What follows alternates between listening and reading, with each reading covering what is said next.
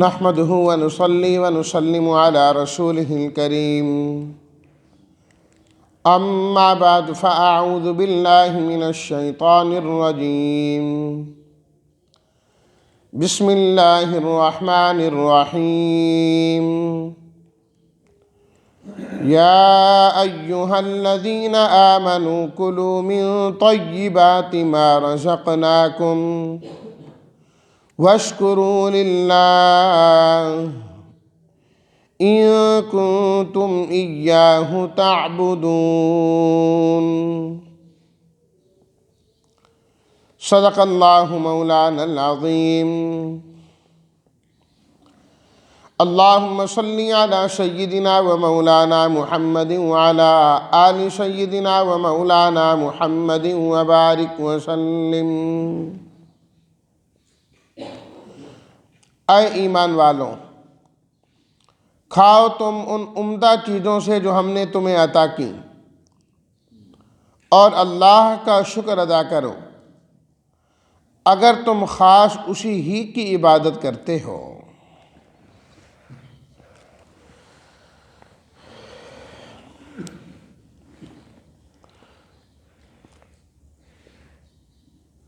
آیت نمبر 168 میں پیچھے اللہ تعالیٰ نے عام لوگوں کو حکم دیا کہ حلال و حرام میں گڑبڑ نہ کیا کرو، کہ جس کو اللہ نے حلال کیا تم اپنی طرف سے اسے حرام نہیں کر سکتے۔ اس آیت میں خطاب عام تھا، یا ایھا الناس، اے لوگو۔ اب اس آیت میں خطاب خاص ہے، اللہ تعالیٰ کی جانب سے صرف ان لوگوں سے خطاب کیا جا رہا ہے جو ایمان والے، جو کلمہ پڑھنے والے، آپ علیہ الصلاۃ والتسلیمات کی امت کے فرد ہیں،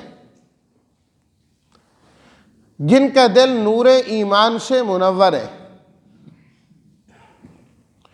انہیں اللہ تعالیٰ نے فرمایا کہ کلوا من طیبات ما رزقناکم،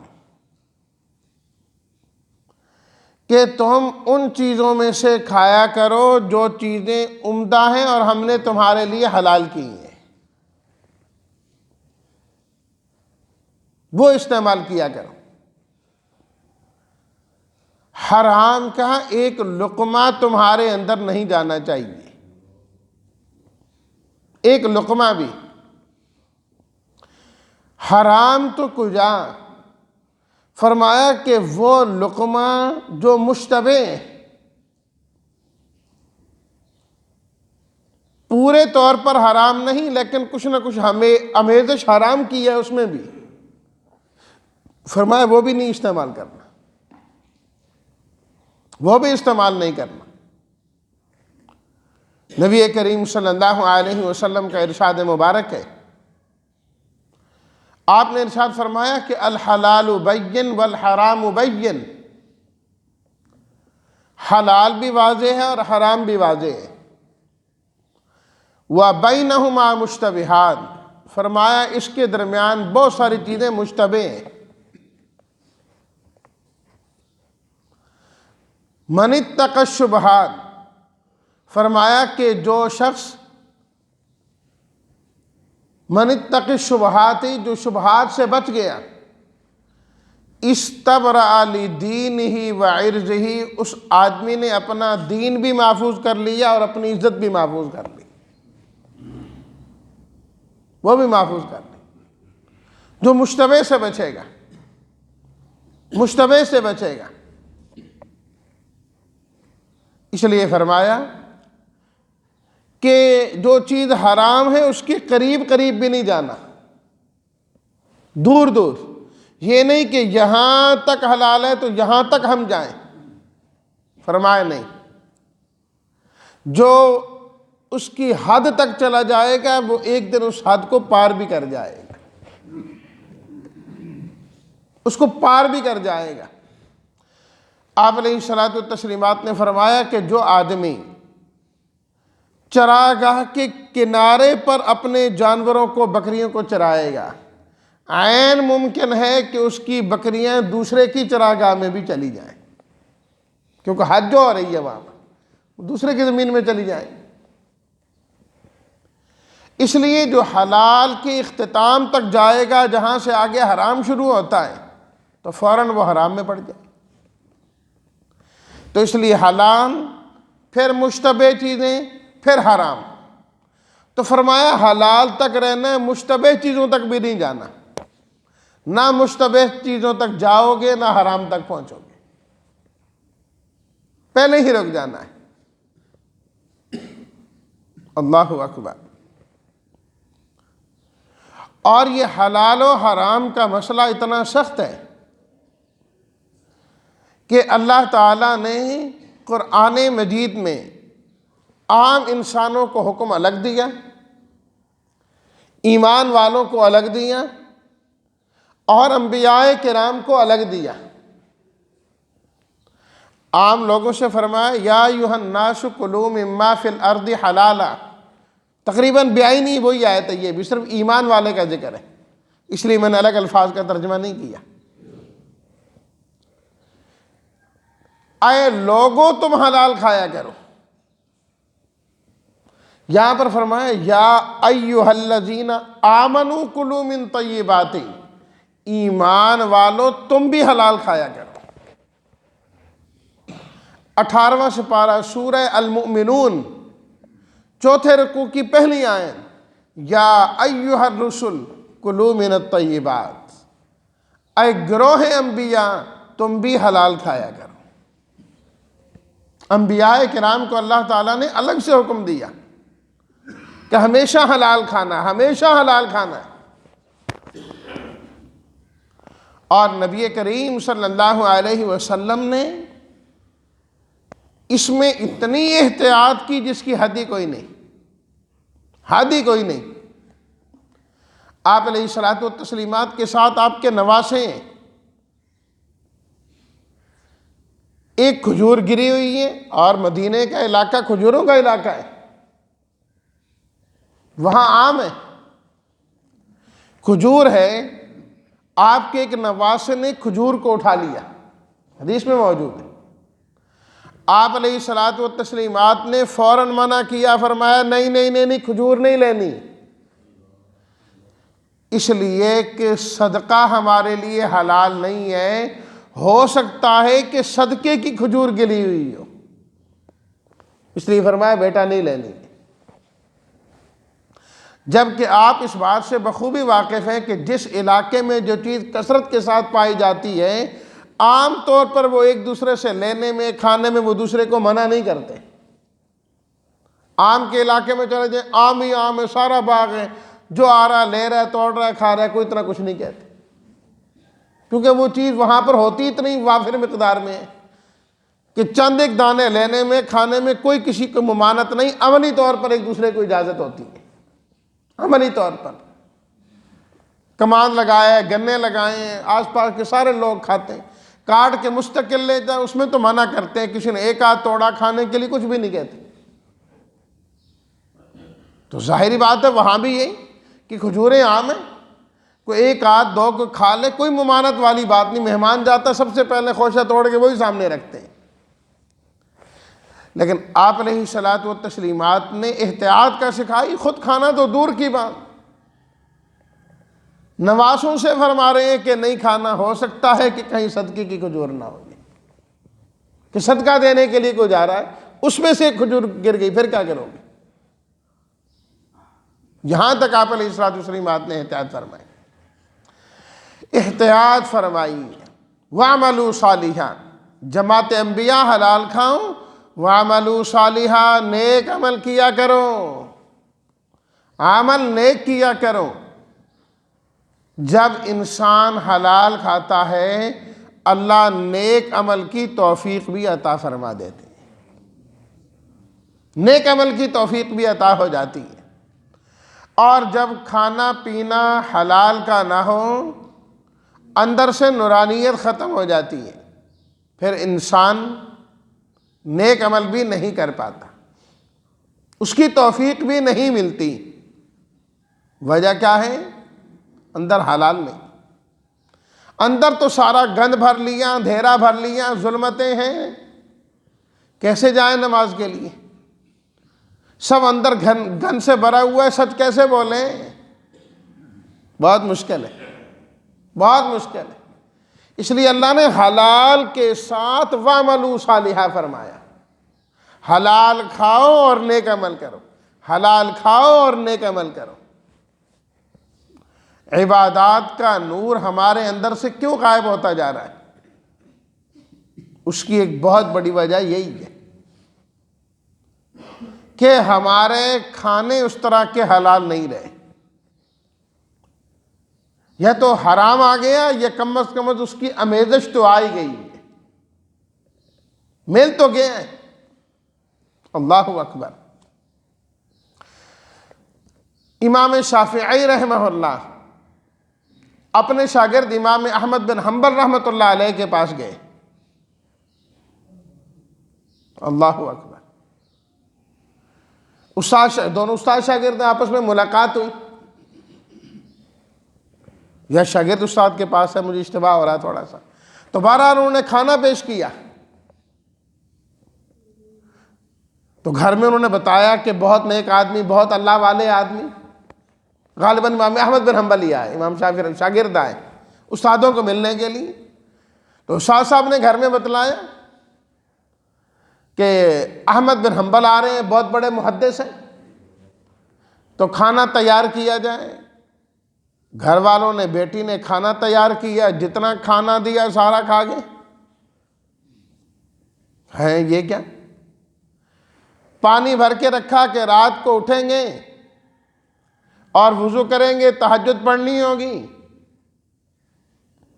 صبح جب وہ مسجد میں نماز پڑھنے کے لیے گئے تو دیکھا کہ پانی کا برتن تو ویسے بھرا کا بھرا ہے۔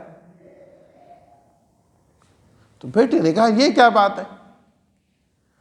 اپنے ابا سے عرض کیا کہ آپ نے تو بڑی تعریفیں کی تھی اپنے شاگرد کی، کھانا جو دیا وہ سارے کھا گئے، اللہ والے بہت زیادہ تو نہیں کھاتے۔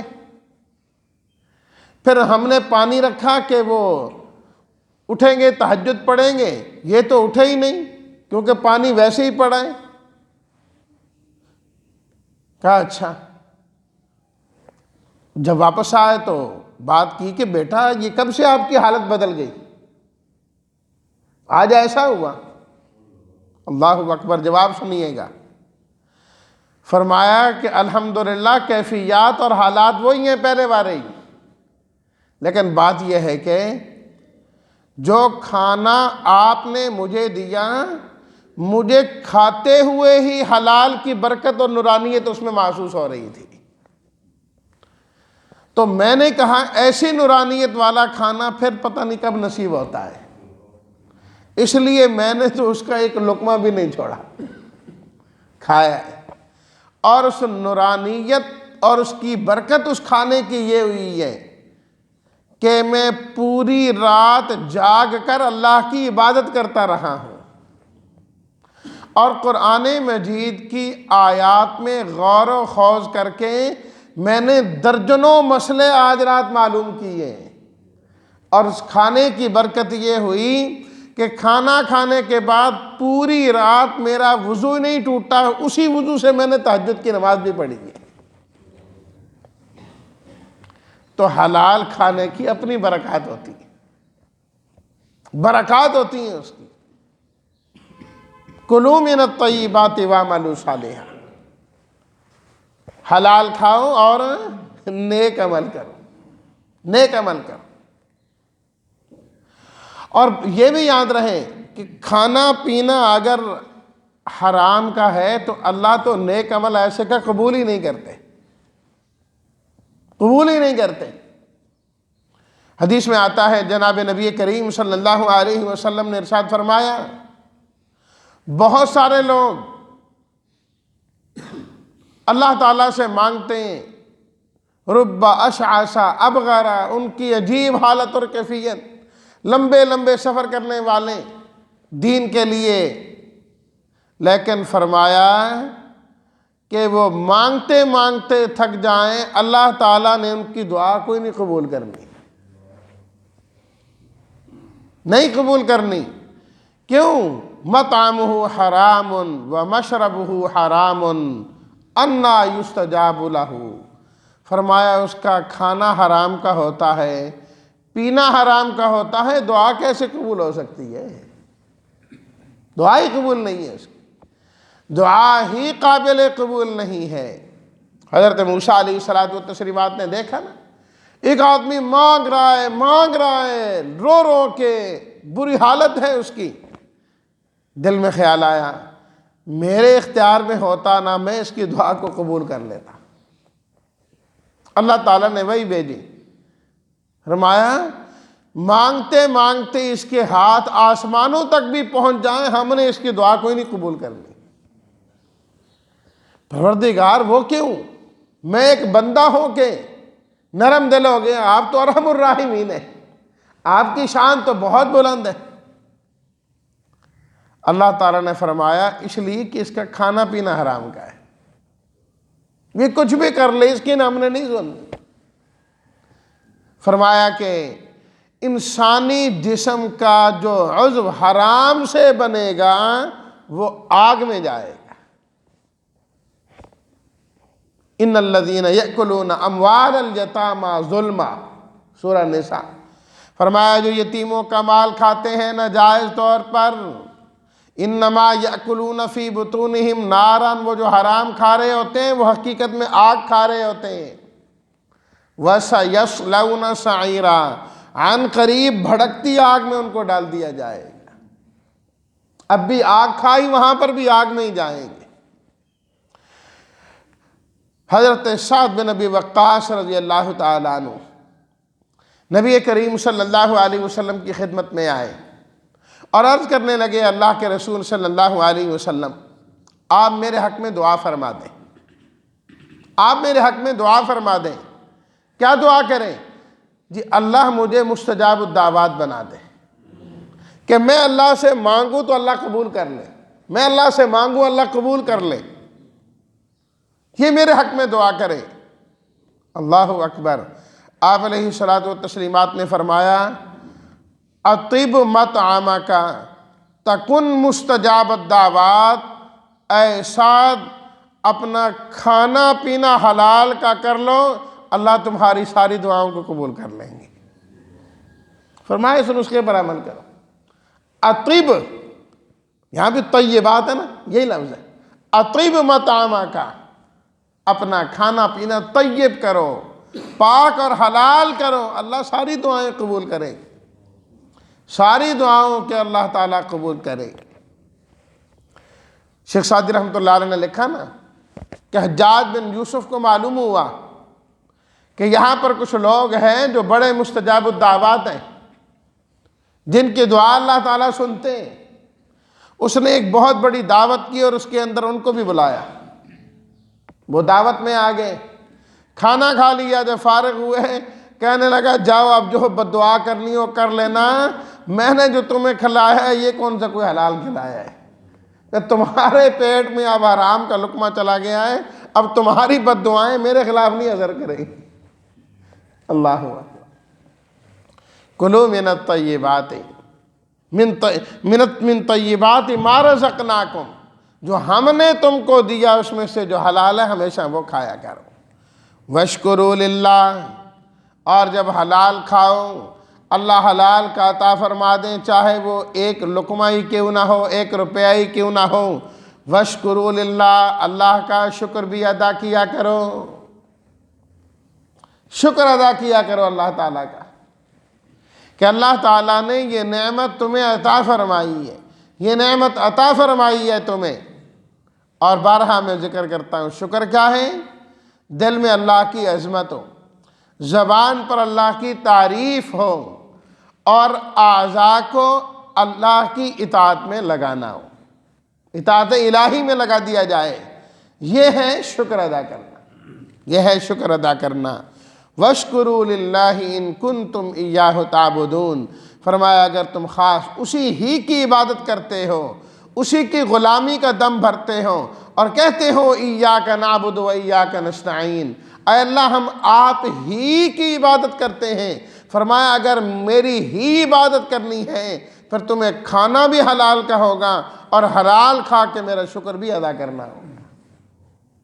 یہ خاص میری عبادت کا فرمایا امتیاز ہے، میری عبادت کرنے والے کھاتے بھی میرا ہی ہیں اور ہمیشہ رطب اللسان ہوتے ہیں، زبان سے میرا شکر ادا کرنے والے بنتے ہیں۔ اللہ ہم سب کو رزق حلال عطا فرمائے، شکر کرنے والا بنائے اور اللہ اپنے ہی عبادت کرنے کی توفیق عطا فرمائے۔ وآخر دعوانا ان الحمد للہ رب العالمین۔